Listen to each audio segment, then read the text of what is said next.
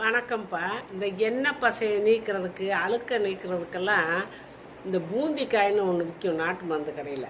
அதை வாங்கிட்டு வச்சுக்கிட்டு, அதுக்குள்ளே கொட்டை இருக்கும். அதை தட்டி அதை எடுத்துகிட்டு அந்த காயை மட்டும் நல்லா காய வச்சு நீங்கள் அதை பொடி பண்ணி வச்சுக்கணும். பொடி பண்ணி வச்சுக்கிட்டு பாத்திரம் வளர்க்குறதுக்கு கண்ட சோப்பு அது இதுன்னு போடுறத விட அந்த பொடியை கொஞ்சம் போட்டு கொஞ்சோண்டு சுடுதண்ணி ஊற்றி கலந்து வச்சுட்டு அதில் நீங்கள் இந்த தேங்காய் நார் வச்சு தொட்டு தொட்டு பாத்திரம் வளர்க்குங்க. உடம்புக்கு ஆரோக்கியம் நல்லா பளிச்சுன்னு போகும். ஏன்னா அதில் எண்ணெய் அழுக்கு எல்லாமே பிச்சு எடுத்துரும் அந்த மாதிரி செய்யலாம்.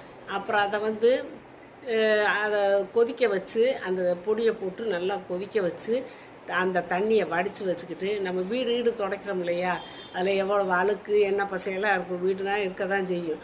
அதை நம்ம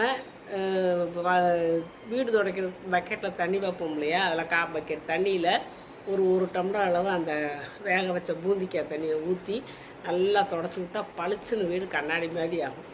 அப்புறம் அந்த நகைகள், கம்மல், செயின் எதாக இருந்தாலும் அந்த நகைகளை கொண்டு போய் பாலிஷ் போடுறோன்னு சொல்லி கடையில் கொண்டு போய் கொடுத்தா அவன் பாலிஷ் போடுறேன்னு கொஞ்சம் சொரிஞ்சு எடுத்துக்கிருவேன். அப்படியெல்லாம் இல்லாத அளவுக்கு நம்ம வீட்டிலே அந்த பூந்திக்காய் வேக வச்ச தண்ணி இருக்கு இல்லையா, அதில் கொஞ்சம் நேரம் அந்த நகையெல்லாம் ஊற போடலாம். ஊற போட்டு ஒரு அரை மணி நேரம் கழித்து அதை எடுத்து தேங்காய் நார் வச்சு நல்லா க்ளீன் பண்ணி நம்ம போட்டோம்னா பளிச்சுன்னு புதுசாக இருக்கும். அழுக்கு இழுக்கு எச்சோடியும் இருக்கா, நல்லாயிருக்கும். அதனால் பூந்திக்காயை இந்த வழியில் பயன்படுத்துங்க. அப்புறம் தலைக்கு ஊற்றுறதுக்கு இந்த சீயக்காய் கூட இப்போ ஒரு அரை கிலோ சீயக்காய் வாங்கினீங்கன்னா 100 பூந்திக்காயும் சேர்த்து வாங்கி அந்த கொட்டையை எடுத்துகிட்டு அது கூட போட்டு நீங்கள் வெந்தயம், பச்சை பயிறு எல்லாம் போட்டு நீங்கள் அரைச்சி தலைக்கு குளிச்சிங்கன்னா தலைமுடி பட்டு போல் இருக்கும், நுரையும் வரும்.